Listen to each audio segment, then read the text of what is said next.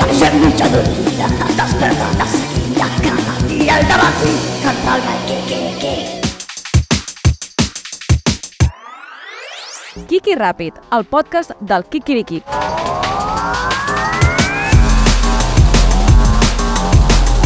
Bon dia, què tal, com esteu? Benvinguts, benvingudes, benvingudis al Kiki Ràpid, aquest podcast matinal que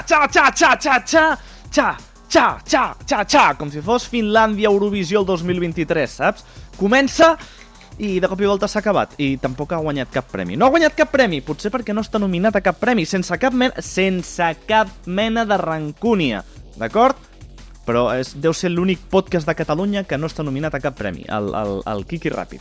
Què tal? Com esteu, amics, amigues, amiguis? Com va tot? Espero que estigueu sent flipantment feliços, que us vagi tot increïble i que hagueu arribat amb un somriure a escoltar aquest podcast, perquè potser el somriure us marxa... No pretenc que us marxi el somriure, però és que sóc vingut a parlar de turisme o de llengua? O de turisme i llengua alhora. No ho sé, no sé ni jo de què polles he vingut a parlar. Avui he vingut a parlar de... Més o menys, vale? Més o menys va per aquí la cosa. En quina llengua és més difícil donar les gràcies? Jo ho tinc molt clar. Per mi és el croat. Per mi el croat és la llengua en què és més complicat donar les gràcies. Complicadíssim. Però tinc una llista, avui llegiré coses, perquè tinc una llista. La llista d'en Grancar, on se salven llengües i se n'executen a les que no em semblin bé. I comentarem la llista. Però abans, i per això parlarem de turisme, us volia preguntar, quan aneu a algun lloc a fer de turistes, és a dir, a viatjar i fer el mateix que fan els guiris a casa nostra, però jo no faig el mateix, i de l'igual, ok, tots pequem del mateix, molt bé, no passa res, però es fa. Quan sou turistes, quan aneu a un altre país, intenteu aprendre ni que sigui 4 paraules, que és el que ens agradaria que aprenguessin els putos turistes que venen aquí, no sé, gràcies, bon dia, adeu, el compte, si us plau, bona nit... 4 paraules bàsiques, que seria guapíssim. A veure, com a mínim, hola, adeu i gràcies, per mi són les 3 paraules clau que hauríem d'aprendre. I al lavabo, si us plau, on és el lavabo? Sou d'aquesta gent que aprèn? O, és igual, si amb l'anglès podem anar a qualsevol banda, tenint l'anglès, què n'importa? No importa la resta. Sou uns fills de puta, si penseu així. Dit això, anem a repassar i crec que vindreu al final al meu cantó per acceptar que la llengua més complicada en què es pot donar les gràcies és el croat. Almenys per mi és... Jo crec que per un serbi potser no... Potser per un serbi potser és difícil parlar croat per un tema, però... Dobro. En serbi, gràcies és dobro. Dobro, que sembla el nom de Doraemon de Vengamonjas. Ara me n'havia oblidat del nom del Vengamonjas. Em sortia muchachada nui i no. Dobro, és dormo, vale? Però dobro. Dobro és molt fàcil, és gràcies en serbi, és molt fàcil donar les gràcies, trobo, en català, perquè és gràcies, no? Sabem tots com es donen les gràcies en català. Gràcies. En llengua castellana és molt senzill. Bé, no entrarem és facilíssim en gallec. Gracias. És una mica més complicat en euskera, que seria esquerricasco. Ho he hagut de mirar per estar segur que esquerricasco era esquerricasco. Esquerricasco. M'agradava dir esquerricasco quan anava a Euskadi i egunon i aquestes coses. Llavors començaven a parlar en basc i era com... Deia una frase que havia memoritzat i que ja he oblidat i que havia de memoritzar cada vegada, que era... Disculpa, soc de Barcelona i no entenc l'euskera. Per demanar permís per parlar en espanyol, però jo demostrava interès en intentar-ho en basc. Després vas a Galícia i ningú et parla en gallec, però aquest és un altre tema. Digo això, Va, anem a tremenda llista, perquè tenim... Ara arribarem al croat, però tenim llengües en què és molt senzill, com el francès. merci, merci. Quan s'ha de convertir la R en una G, merci, oh, merci, oh, merci. El thank you, en anglès, thank you, thanks.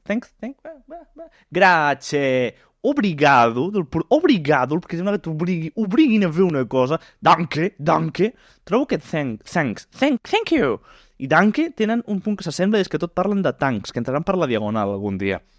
En neerlandès m'ho salto perquè és una llengua que em molesta. Així, el neerlandès és una llengua que em molesta, jo l'eliminaria. És llengua a eliminar. De fet, als Països Baixos a eliminar del mapa, així en general, que pugi el nivell del mar i ja està. M'agrada molt, quin programa de merda està quedant avui. M'agrada molt donar les gràcies en suec o en danès, que és el mateix, que és tac, tac, tac, tac, tac. És que té un punt difícil, perquè una T i una K, tac, tac, tac, tac. És com el que porten les botes de futbol, sabeu? Tac, tac. Però m'agrada molt. En una llengua propera, però llunyana alhora, que és el finès, és kiitoksia. Doncs kiitoksia. En estonià és molt millor, que és eita, que seria com dir pare en euskera, no? Eita, sur eita, moltes gràcies. Baixem pel mapa europeu. Per què només fas llengües europees? Tranquils. En rus és passiva. Fàcil. Llavors, entrem a llengües complicades. A mi se m'ha dit que en búlgar és molt complicat donar les gràcies, molt difícil. Se m'ha dit que la llengua més difícil en la qual es pot donar les gràcies és el búlgar, però és que en búlgar és blagodaria és facilíssim. En canvi, en croat, en croat hi ha una H seguida d'una B baixa. Una H seguida d'una B baixa. Bala.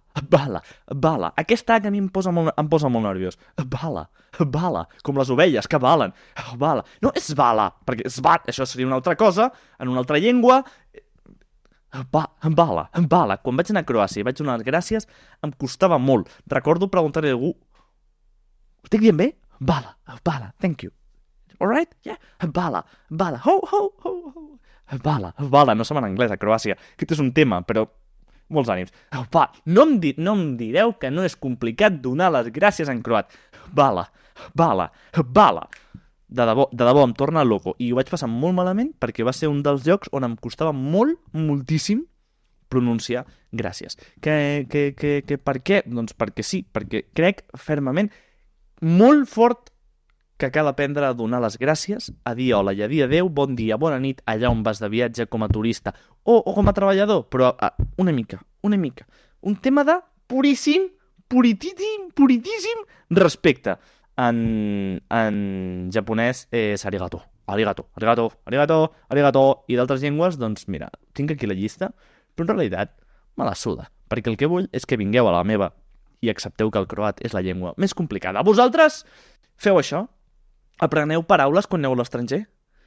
En cas afirmatiu, quin és el país on més us ha costat aprendre paraules? Ja no donar les gràcies, bala, sinó aprendre paraules així en general. Quina és la llengua més llunyana a la vostra? Lluny, difícil, en què us ha costat aprendre paraules? Digueu-m'ho al WhatsApp del programa 644 82 17 15, missatge de veu, missatge de text, una foto, el que us doni la gana. La qüestió és participar i dir coses i parlar i... Que bé, la vida. Bala per haver vist aquest programa. Apa, que vagi molt bé. Ciao. El Kiki Ràpid és el podcast del Kikirikik, el millor matinal de Catalunya que pots veure en directe a Twitch cada divendres a les 8 del matí.